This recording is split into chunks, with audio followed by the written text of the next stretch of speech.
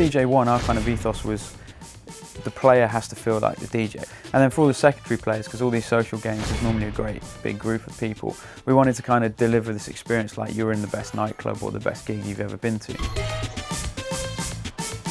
It took a long time and lots of testing, lots of different ideas. You know, we went through maybe 15, 20 different ways of laying out the information on the screen. We wanted to make it familiar to people who are used to playing these games, but at the same time represent the things that are in our game which are different to all other games, which is like the scratching and the crossfading. And you can see the kind of different actions that sit on the streams here, and each one of those probably had 15, 20 different variations until we got it right. We were focusing on getting a controller that people could get their heads into and not be too intimidated by, which I think we've ended up with something pretty cool. There's not too many buttons, it's not overpowering, it looks pretty cool, it looks quite sexy.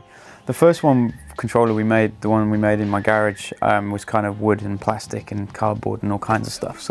But we haven't got that one. But this was the first DJ controller that we made at Freestyle. So we had like a crossfader over here.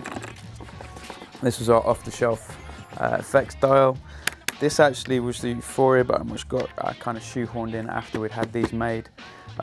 This is the platter which comes off, not by design, that's just broken. But originally this thing just kind of actually only went from here to here. We didn't have full 360 originally.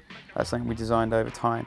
Didn't really pay much attention to the aesthetics on this. It was just just to take what we'd made in the garage and put something together in plastic. We got the console buttons here and stuff like that. But then we kind of wanted to make some more sort of thoughts on the styling. We're trying to make this side of the turntable feel more like a mixer and this side feel more like a turntable controller.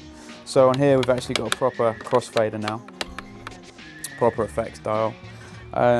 This is Euphoria button, so we were starting to get ergonomically a feel for where the buttons needed to be on this side. Something else on here that we started to play around with was if you push this down, this comes out and you can flip it around for lefty flip. We had the full 360 rotate, although this one is a little bit stiff. It's quite old now, had some use. And that was the one we then handed off to Red Octane, and those guys came back to us with this.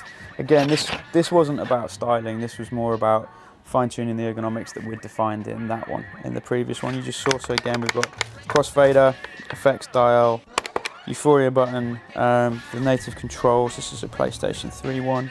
We've got the full 360 rotate, the terrible bearings. This one you can unclip, and this is where we start to play around with like the mechanics of how the lefty flip actually detaching the mixer would work. We've got the Renegade Edition, which is a really kind of cool little thing we did with Jay-Z and Eminem. A bit more bling, gold, detailing. You've got the release, so you can take that apart for lefty flip. Got a little bit smaller, all the components got a lot nicer feel.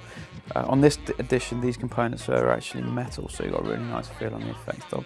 And then we hid, when we worked with Fuse and Red Octane, we started to push the styling. We hid the buttons away just to keep it nice and clean and slick.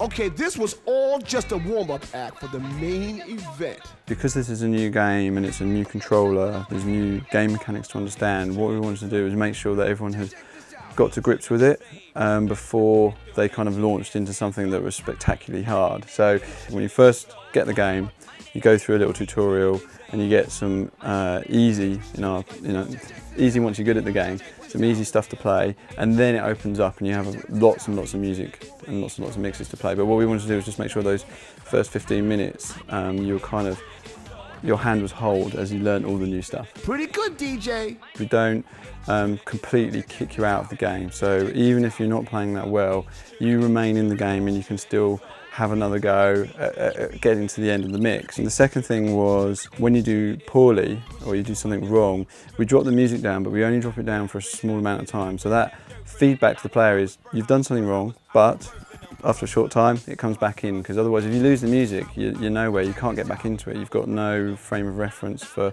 what you should be doing because you can't hear it.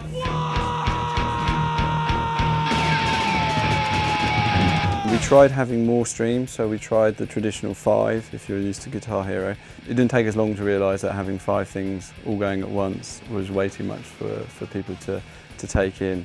And it came down to as well, because we're mixing 2 songs together, that it kind of worked quite nicely, that you've got the the two streams plus the sample stream in the middle. So that's why the DSP, the effects dial, became effectively a layer over the top of the music that you can do or you can opt to not do.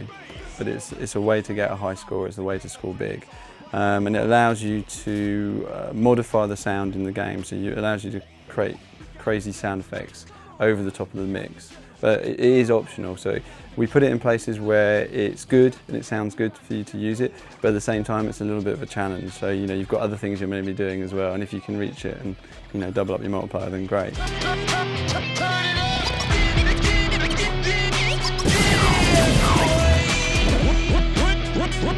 What?